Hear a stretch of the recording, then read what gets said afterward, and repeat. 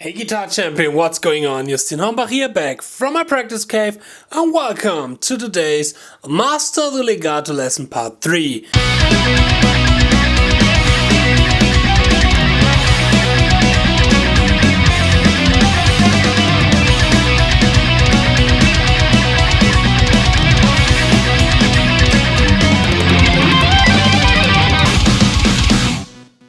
Today I'm going to show you 3 cool exercises how you can work on your timing in playing legato. This is not only good for playing legato, this is also good for your inner pulse, your inner feeling and your inner timing. So I of course highly recommend to check out this lesson here and to check out those 3 exercises.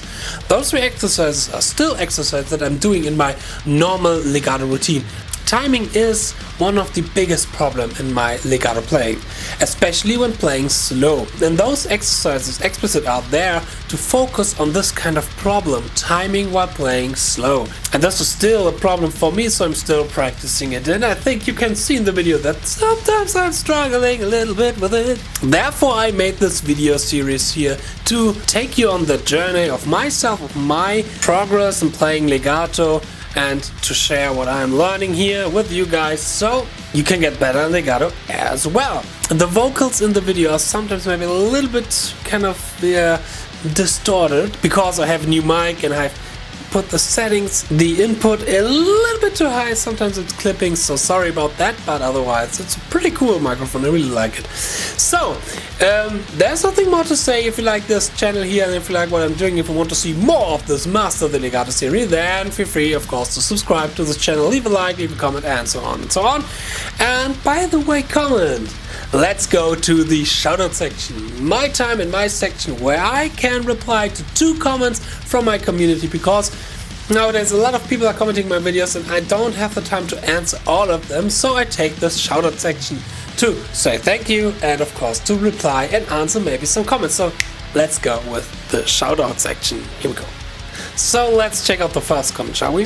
The first comment is one from today. It's from Payaro Mosca and he's saying, muy difícil decisión, pero por técnica me gustaría Angelo. Okay, I have no clue what he's saying. Well, I can think a little bit. I can, out of the context, I can, guess a little bit what he's saying. But some people who's commenting my videos, I really love every comment and it's really awesome. But keep in mind, there are 2 languages I kind of understand. One is German, which is my mother language because I'm German, sitting here in good old little village Bad Schwalbach. Yes. The second one is the one that I'm speaking right now, English. But no, I don't understand Portuguese or Spanish or whatever, so please write down the comments in English. But I want to reply to that comment, so I was asking my good friend Jens, or I was telling my good friend Jens, who is Portuguese, or he's Argentina guy from Argentina, and he's living here in Germany, and I was showing him the comment and he was translating it to me. So let's find out what Jens is saying about this comment. Hat gesagt, also schwere Entscheidung, aber wenn es um Technik geht, dann würde Angelo bevorzugen. Ich weiß nicht, ich kann jetzt den Kontext nicht gar nicht sagen. Okay, thank you Jens. Okay, this was another video for the voting of the big lesson of the month. As you might know my channel, I'm doing 1-hour big lessons, full note-for-note lessons of a lot of really difficult songs like from Jason Becker, Dream Theater and stuff like that, Symphony X and so on and so on and so on. And nowadays I'm let my community, so you, the people who are watching my videos, vote which the next lesson and cover will be for the next month. And yeah, check out this video if you want to see what you can vote for. And he was voting for Angelo Badio, of course, with Speed Kills or No Boundaries. Alright, so much for the first comment. Thank you for the comment. Let's check out comment number 2. Duos. Comment number 2. The comment number 2 is from Costa's Lock. It's from my As I Am lesson where I teach the solo, which is an incredible solo of As I Am. And he was asking me why, when I go to download the tab, mostly I have the link in the description box where you can download the tabs.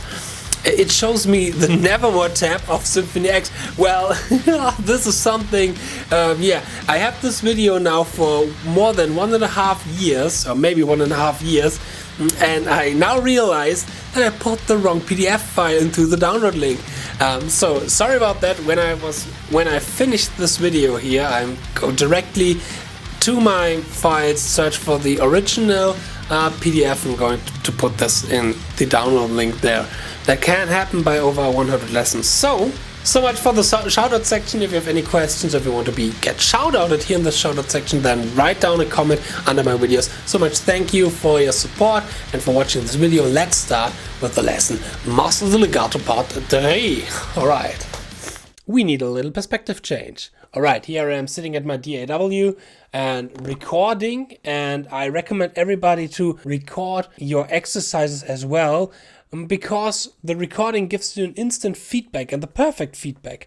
If your timing's correct, you're safe in your timing, or are you dragging or rushing? Because when you are practicing those exercises that I'm going to show you right now, the problem is most of the time we are focusing on the left hand and maybe a little bit of the right hand and our fingerings and stuff like that. So we can't focus on all the little details, all the little things, but we can check them out afterwards when we are recording it, and then we're going through the recording, then we perfectly can see how is our timing. It's a great feedback. I recommend in every kind of case, in every kind of situation, I recommend to record yourself, because you're a little bit more safe when you're recording yourself. So the first exercise that I'm going to show you right now is the following. We're starting off with the index, middle and pinky stretched position, and we are on the 5th fret and we are hammering to the 1st octave.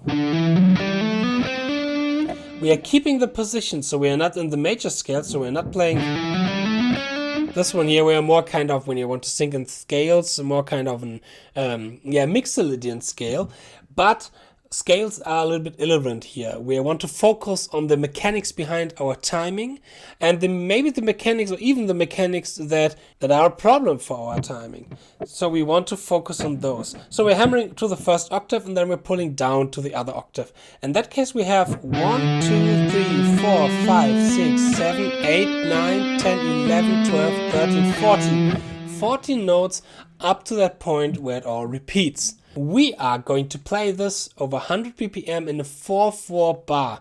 When we're playing it with 8 notes or with quarter notes, the accent where our 1 is alternating every time. It switches. It's first on 1, 2, 3, 4. 1, 2, 3, 4, 1. First time it's here on the 5th fret, and then it's here on the 7th fret, and then it's on here, and it's alternating after every 2 notes. So for example, it sounds like this when we're going to play this over. Oh, sorry, we're not in 100 BPM, we're on 80 BPM. The slower, the better in this case. Alright, and it will sound like this when we are playing this to a drum loop. 1, 2, 3, 4.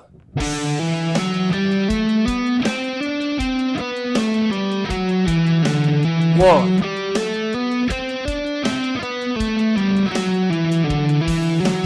1.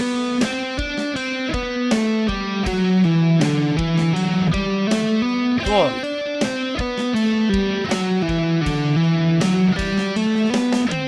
1.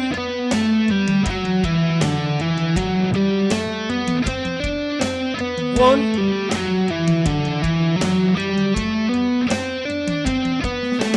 1.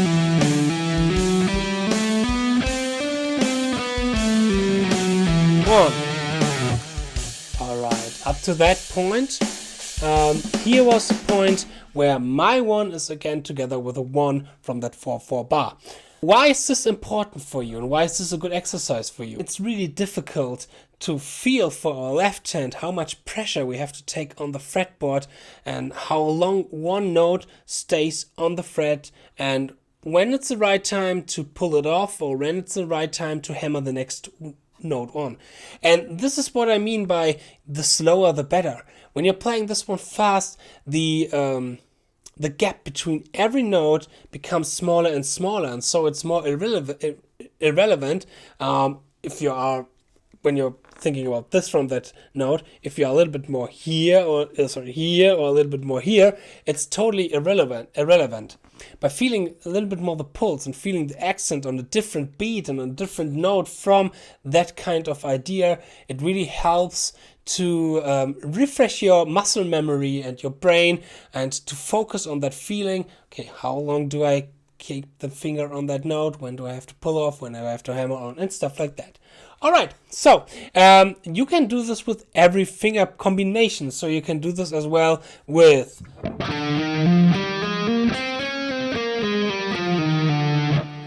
index, middle, pinky, or with index, ring, pinky. And yeah, let me try this one with the other two combinations as well. And you can play with me if you want, like a little workout, all right? 1, 2, 3, here we go. 1.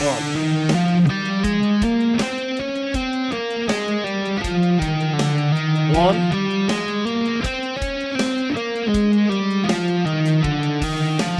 1.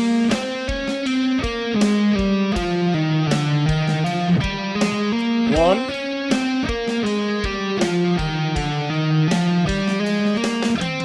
1.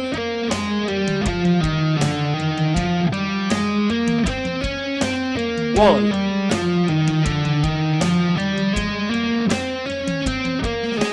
1.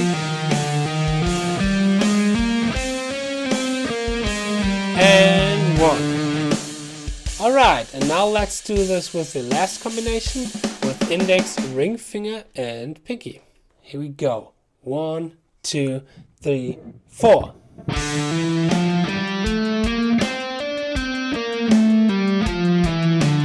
1.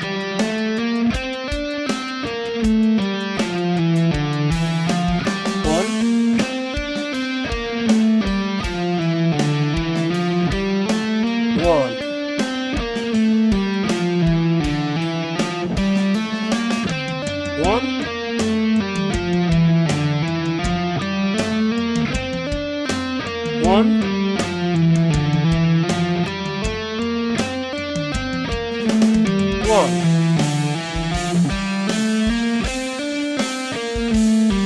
And 1.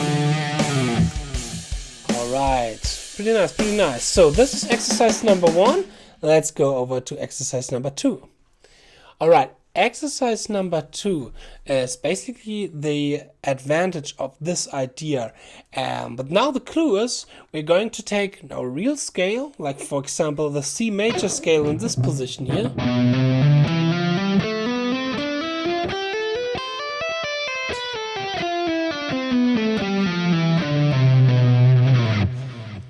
And now we're going to play this scale up and down, and move it all around. But every time when we've reached the end of a 4/4 bar, we are changing the subdivision. So we are going from quarter notes to quarter triplets, to 8 notes, 8 triplets, 16 note, and then back again to 8 note triplets, 8 note, quarter note triplets, and quarter notes. All right. So let's try out this one with the backing track again. 1, 2, 3, 4.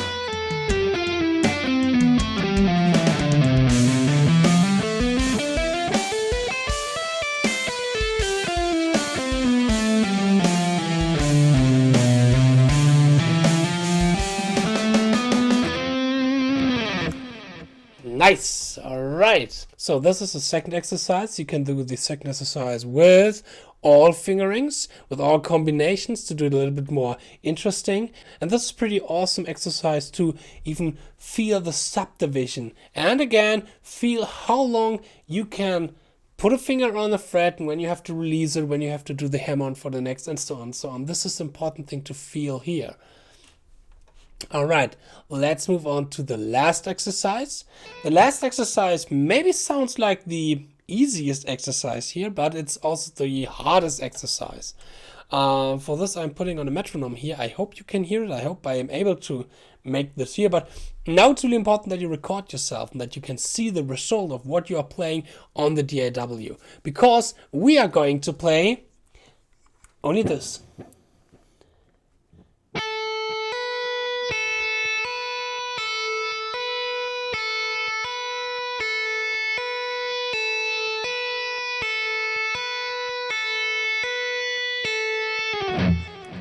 And now you make this with every finger combination. So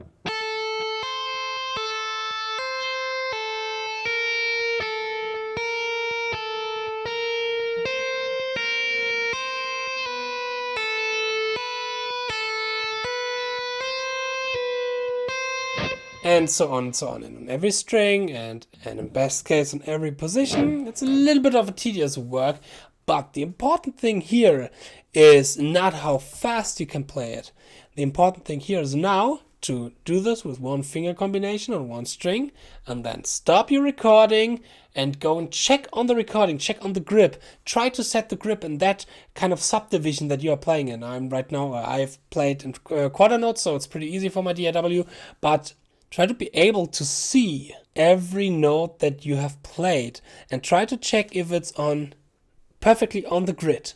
So in that case, it's maybe a little bit kind of, in Germany we are saying Erbsenzählerei, but the important thing here is that you perfectly see, am I a little bit too early, am I a little bit too late? And then when you see, oh, okay, I'm a little bit too early, which was my problem most of the time, that I'm a little bit too early, that I'm going to hammer on a little bit too early, a little bit, just a little bit. And then you try to think, okay, how should it feel when I maybe stretch this a little bit longer so I'm right on the time, right on the click, right on the grid.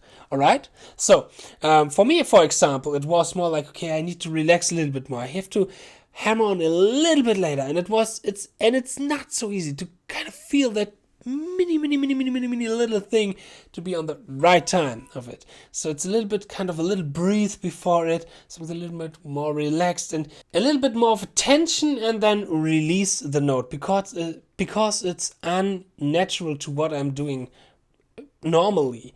Normally I tend to play it a little bit faster, and this is a problem. This is my problem of timing. But you can do this kind of exercise not only like I did with 8 notes. You can do this with all subdivisions. So try it out with 16 note, try it out with triplets. The cool thing is the accent is always shifting. It depends on which subdivision you are in. This is pretty awesome. So try it out with different subdivisions. I highly recommend this to you guys. Okay,